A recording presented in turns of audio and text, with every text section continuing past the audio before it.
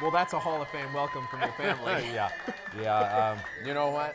They deserve it because when you look at what's just happened, it's so big you can't really process it.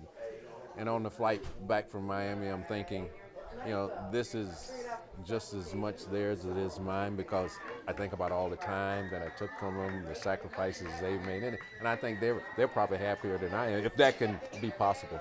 Tell us about yesterday. You had to be sitting on pins and needles all day. How did you find out? Actually, I was watching TV.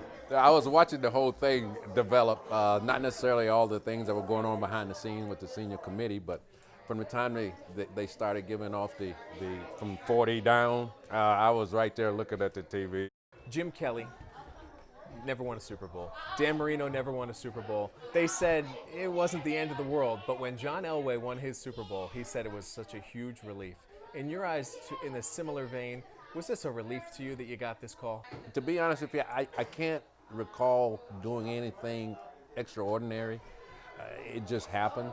I tell my kids, I really don't know how I got here. It's like it was already done, and I just went out and had fun. And so I never put a lot of emphasis on it up until last year when I had a chance to go down to the ceremonies and see what it was all about, to see the guys that I'd played against. And every time I looked at a guy, there was a story that went with it. Of course, Buckus, the dirty Buckus, he was biting and scratching and clawing. So you got a feel for what it was all about. And when you left there, you left with the idea that, boy, I'd really like to be a part of this.